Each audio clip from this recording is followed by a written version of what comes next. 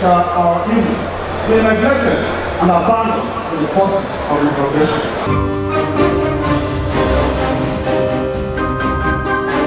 The God on our side, we shall deliver on the promises we have made.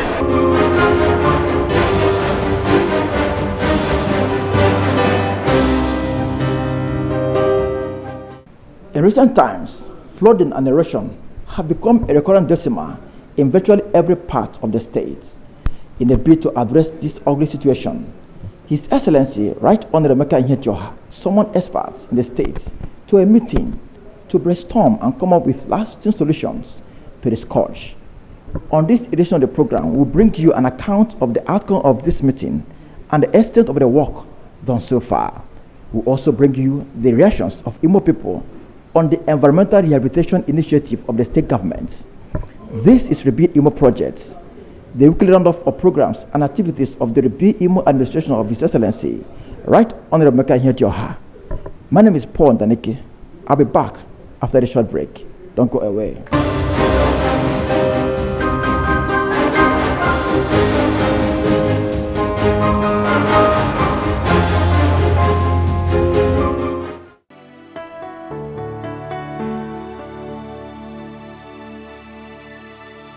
Before now, the story of flood ravaging houses and farmlands has been a recurrent decimal in the Niger Delta areas of Imo State. Today, flood menace in the state has taken another dimension as residents in the state capital also suffer whenever it rains. Some of the roads in the state capital that record severe cases include Bank Road, Chukwumanwaha Road, Relief Markets, Works Layouts, Amakoya Road, Ewada Road, Ewada Market, among others. Houses and farmlands in Oguta and Hadimon local government areas have also been submerged by flood, leaving the victims homeless. Victims in the two local government areas of the state narrated their ordeal. They called on the state and federal governments to come to their aid as well as adopt appropriate measures to foster future occurrence. Our house full for water. We just pack our things since 2 weeks and we there for another place. Water full everywhere. We know they come out because of water. Even our room full for water. We know they come out. I beg Mona help us. Government Mona help us, please.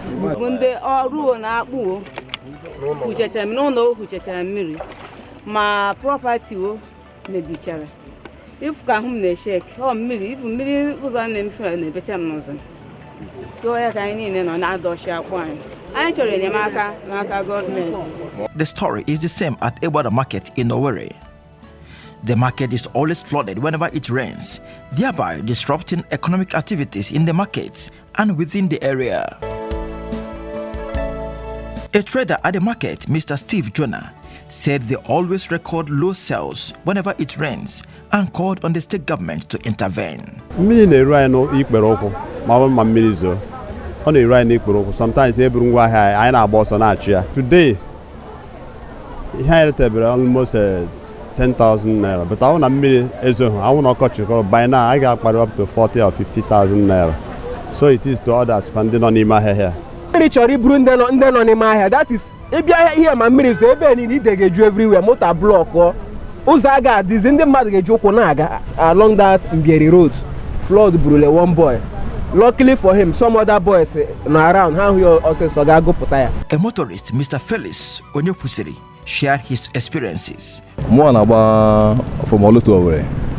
So around after 10, so many days I want to return Amakoya between Amakoya road here. Towards the century, so hold up a bit too much. So I am my here again, you know. So and I watch in Elephant again. Yauna, they are too much, you know. The money cover the tire, cover the bomber, cover exhaust. So the whole vehicle no, along this road, everywhere was blocked. So along the line, some of the vehicle, you know, they quench. Even my own vehicle quench. It stopped entirely. Another motorist whose vehicle broke down reacted this way. So me, I don't get anything to talk now with you now, except say this I come on my motor for here before I get anything to talk with you now. But what make your motor come?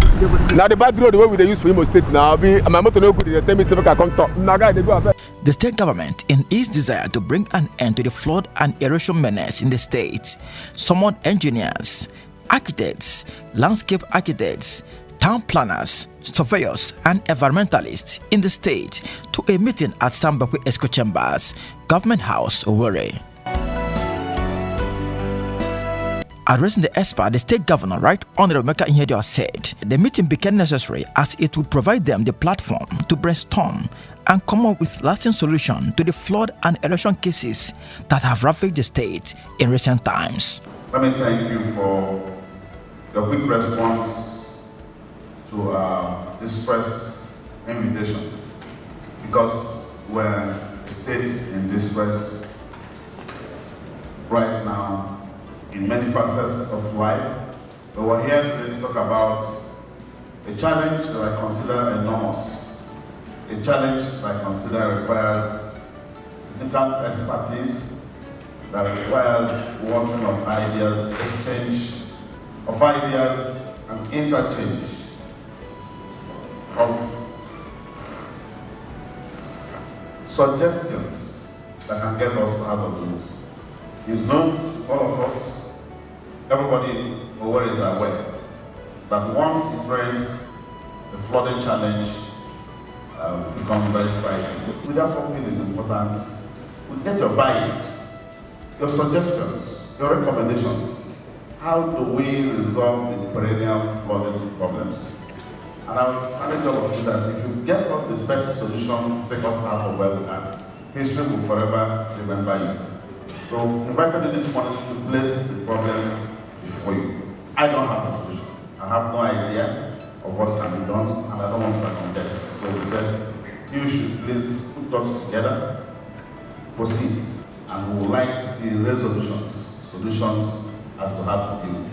I'm prepared for us to come back next week, have a date, to review your discussions, to enable us to take an appropriate position. Interestingly, Governor King came this morning to discuss other matters with him, and I pleaded with him to conscript him to join us. I recall that he was governor in Imo for 4 years. Govt and partners, the people who designed this city, they took everything into consideration. They designed this city with 62 manholes, 27 very important ones within the critical area. And these manholes must be distilled periodically. When I arrived here in 2007, I went to Switzerland and brought Professor Govt here in Imo State with his 2 sons, all of them professors. I said, look, we have a big problem here, what do we do? We were able to fish out few of them, and the man brought drawings, showed us the manholes. We went to Port Harcourt and brought MCC, because MCC knows this over the city very well. And they started desilting, cleaning. That was why within that period, whenever it rained, you would just, after 5 minutes, the water is gone.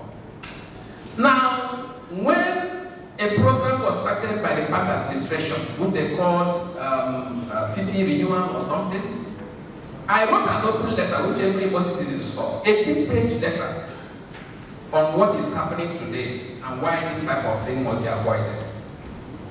Now, I called the people who designed the city. They said the city has little or no space, the old city has little or no space for any expansion.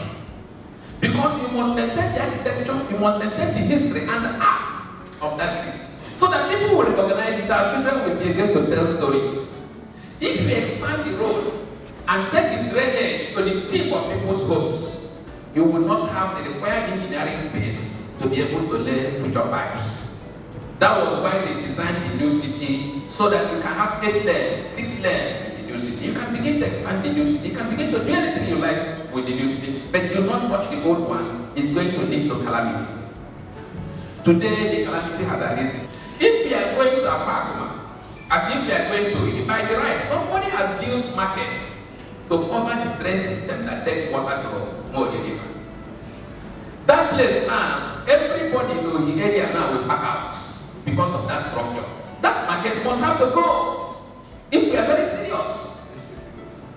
Now, if you go to Works layout, half of Works layout is sinking. If you go to Ikenebu area, Chukwumawa area, the whole place is gone. Now, I'm talking about the city. I've not even gone to what they did there. So, Your Excellency, thank you for the job. Only recently, the team of experts reconvened at the same venue after initial meeting to present their reports to the governor. The first report presented was that of the Nigerian Society of Engineers and was presented by Engineer Kinsley Onbiko. We just have few points here that will astray the mind of the engineering body as to the view to solving the flood problem in Imo State. The first point we illustrate here is 1. Develop the 5 retention basins in Owerri as contained in the master plan. Also develop the additional 2 intake structures, which is located along the Tiger Street and the extreme end of Chukwumawa. If we develop them by creating them properly, it could serve as a measure to collecting all the flows within that place, and also rechannel them through tunneling to our river nearby. Interconnect all the drainage channels to the underground drain located at about 62 points in Owerri capital, a medium-term measure. There are a lot of drainage systems as constructed now. Some of the drainage systems now are on the same surface. Some of them have no direction, no bearing. So we need to interconnect them to the tunnels so that it will collect the flows and discharge adequately. Realign the shallow drains to connect back to its appropriate discharge point. Number 4, desilt Lake Mwebere so as to receive proper flow. Open up the tunnel lines that was wrongly closed during illegal or wrong construction activities. Open up the drains along Old Okigwe Road, opposite the former CCB building. There's a drain there. Number 7, remove all illegal structures along the green veg. Your Excellency, most people have occupied the green veg with a lot of illegal structures. One of the effects is erosion. It creates room for erosion. Second is that during construction of these buildings, they tend to destroy the tunnel lines that discharges water to the river because the green veggies are closer to the river. We have the Otamiri River, the Warrior, as a tributary to the Otamiri River as provided. So we need to clear off any building located within that axis. Dredge or develop the Otamiri Warrior discharge point so as to sustain recharge through the outlet. Remove all buildings in the state which sits on the created line tunnels and the retention basins which makes them to be non-functional. Presenting a report on behalf of the Nigerian Institute of Surveyors, Venerable Dr. A.C. Chukwacha identified complicity by previous administrations, non-implementation of all the drainage systems in the capital city as contained in the master plan, and building on the primary drainage routes and some of the key factors responsible for the flood and erosion problems in the state. There is no layout plan in Imo State, especially in Owerri, that has any topographical mark, no contour, no spot height. So what we do in Imo State, forgive me, is line design.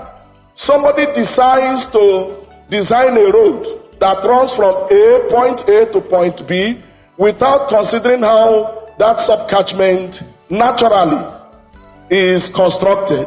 So this is Amakoya Akwakoma layout, one of the oldest layouts in this town. There is no topographical mark.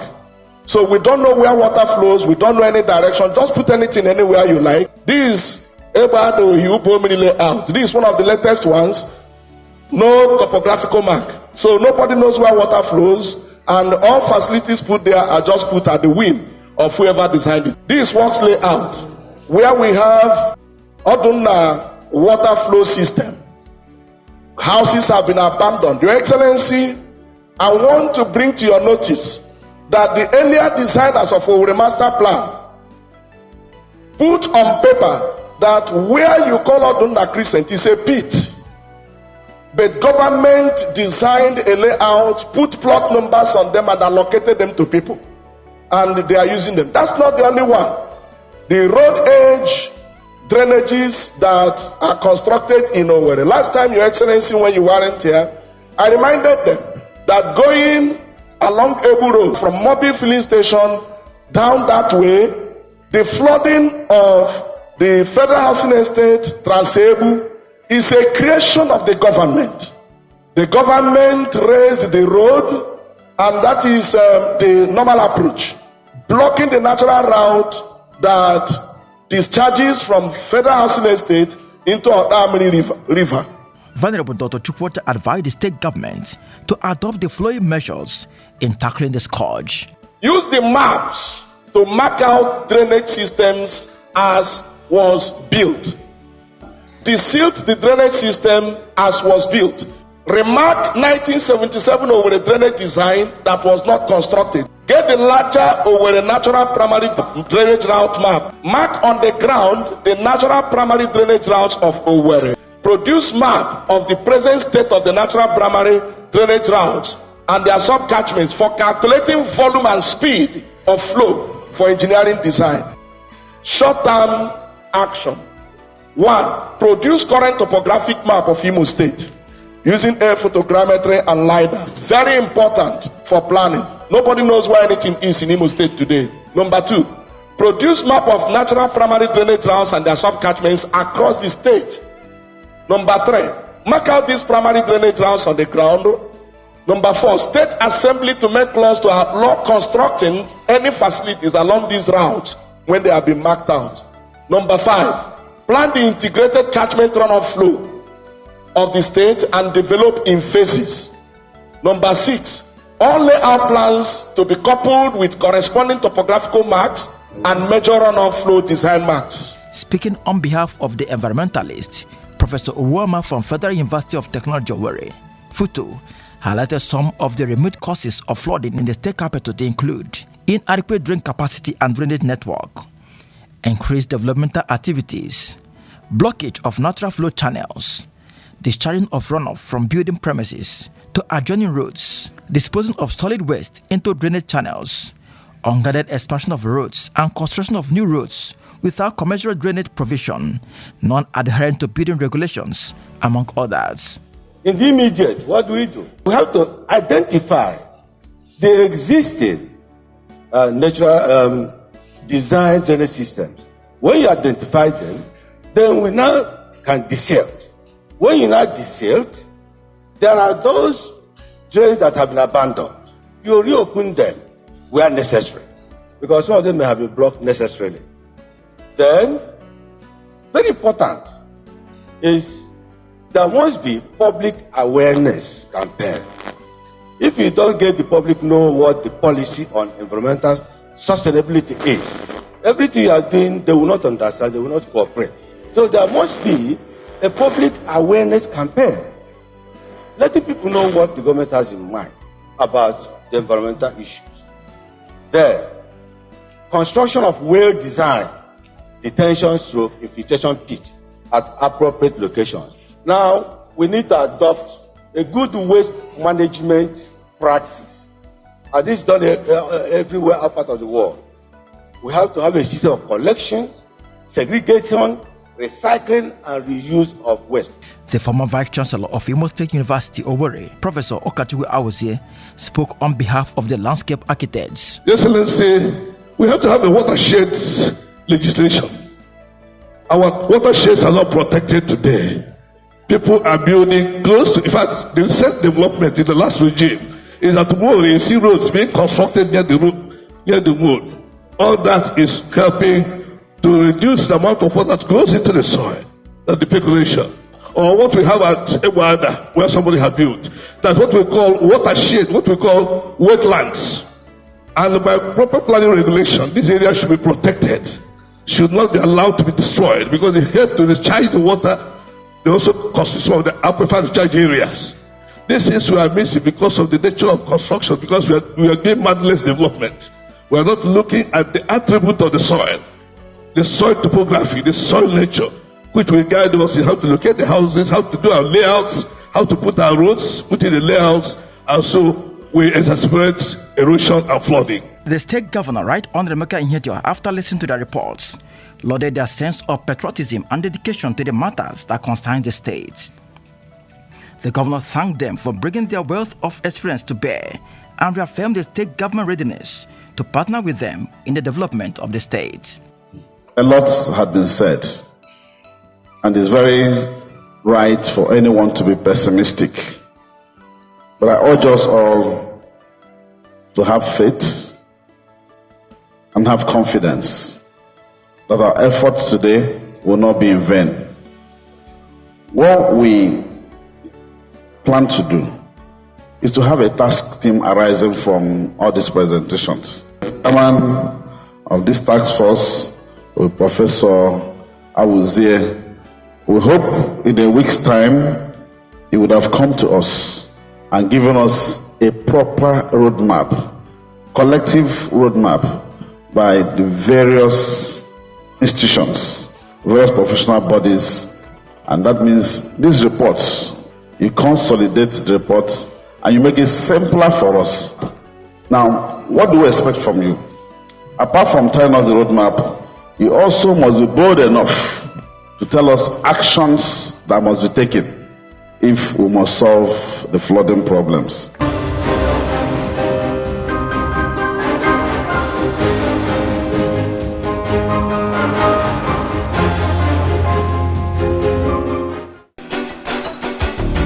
Every administration at all levels of government comes with its vision and mission targeted at bringing the dividends of democracy to its teeming populace. The present administration in Imo, with its Rebuild Imo mantra, is no doubt poised to change the common narrative in infrastructure, education, health, agriculture, and every sector of Imo economy. Join us on Rebuild Imo project every Wednesday and Thursday by 8:30 p.m. and 9:30 a.m. respectively on Orange TV channel 59 or Star Times channel 113 as we bring you up to speed with the happenings in the administration. Also join us on Orange 94.5 FM every Thursday and Monday by 6:30 p.m. and 1:30 p.m. respectively. Together we will rebuild Imo.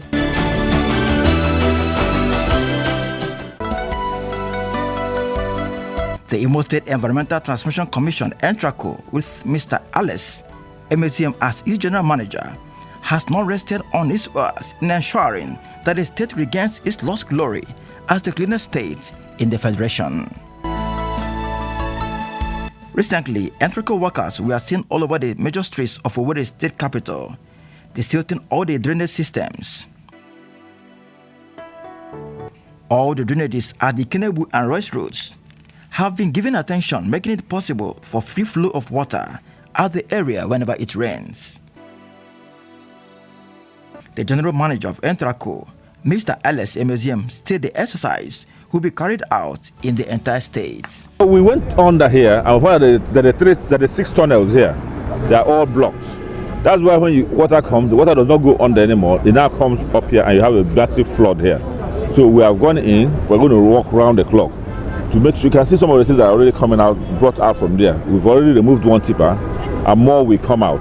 By the time we do it, there'll be free flow of water. We have done a lot of desilting in the city. If you go to Ikenebu now, flooding has reduced tremendously. You go to Royce Road and parts of town, it has reduced tremendously. Now we are doing this. We have also ordered for swamp bogies. We are getting some swamp bogies from Port Harcourt to go and dredge the Lake Mwebere.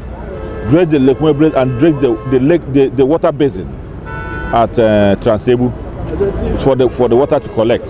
So by the time we finish this, flooding will reduce tremendously in Owerri. A landlord at Ekwema Crescent, Ikenebu in Owerri, Chief Ferdinand Njoku, said his compound was always flooded each time it rains due to lack of the silting of the drains. He said efforts to get the attention of previous administration yielded no results and expressed gratitude to the state government for prompt intervention. The last government, we wrote with this my neighbor, we wrote and submitted a letter. They came here to investigate the place, said they would come in to do something. They did not come. So when this government came in now, we wrote a reminder telling them that this is what we have been suffering here, and submitted, and they showed us that they will come and do something. The other day, about 3 days ago, they come and inspected the place and saw that it is an eyesore. So 2 days ago, they came in and bulldozed the place, and you can see that the water is now flowing, and we are now living in a very good environment. So I pray God to bless the present administration, give them the strength to continue the good work they are doing, and NTRACO in particular. It is now that I, Chief Ferdinand Onkwem Joko, know that we have NTRACO in Imo State because I can see them at work. Another resident of the area, Miss Princess Opia, and a motorist, evangelist Chukuma Okoro, said the clean environment would give the residents of the area a new lease of life. The mosquito is much. Even insecticide cannot kill the mosquito. We even spray it, it's just like perfume on it. But I thank the state government for what they are doing for the drainage of the gutter. They are doing a great job. At least we can live a life free of mosquito and all the bacteria in Ikenebu. In fact, every day we are treating malaria. But I think with the help of this now, I think we will say bye-bye to malaria. Too much of this sickness, children, all this will be reduced. This fever, mosquito bite, all this will reduce. Going to chemists always will reduce. This is one of the best jobs I have seen that have conducted in this state since I was born. Another motorist, Mr. Collins, commended the initiative of the state governor in tackling the environmental challenges facing the state and urged him not to relent. This is my first time of seeing a government that has just embarked on total scooping and removal of all the debts in the gutter.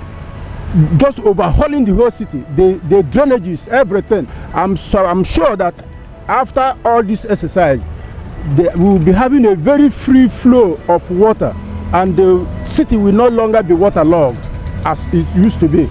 I'm very much impressed about that.